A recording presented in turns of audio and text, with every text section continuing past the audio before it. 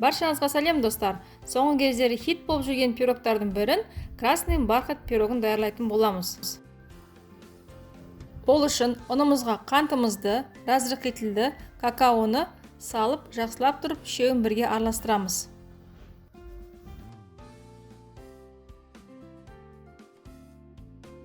Енді осыған маргаринімізді салып, жақсылап тұрып араластырамыз. Яғни маргаринді ұнтаққа айналдырамыз.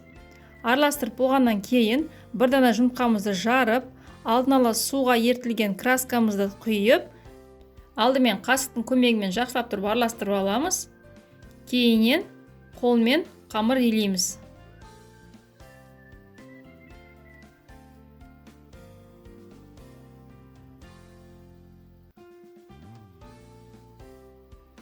Мінекей қамырымыз дайын.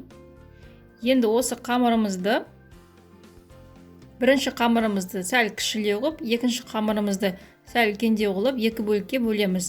Кішкене қамырымызды пакетке салып, морозилькаға салып қоямыз. Енді осы кезде салмасын дайындаймыз. Салмасына творожный сырға бір дана жұмыртқаны және қантты салып, жақсылап тұрып араластырамыз. Мінекей енді үлкен қамырымызды алып, дәл осылай форманың үстіне жайып шығамыз.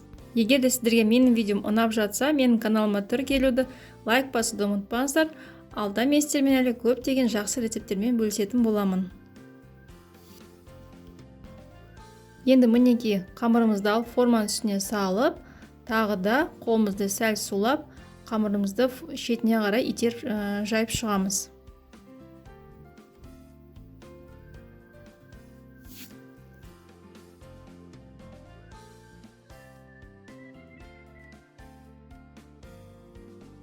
Енді осы қамырымызды вилкамен тесіп шығамыз.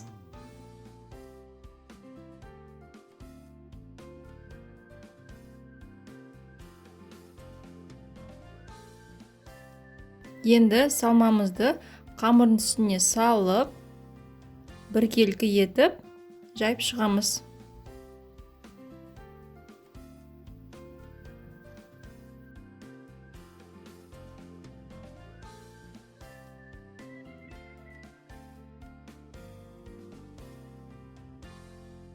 Жайып болғаннан кейін морозилькадан екінші қамырымызды алып, үкіштен өткіземіз.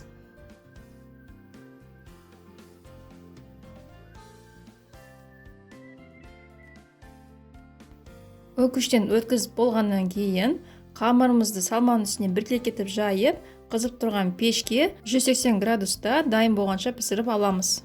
Мінекей пирогымыз дайын.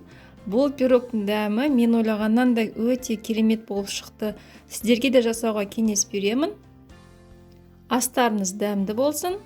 Келесі кездескенше сау саламатта болайық.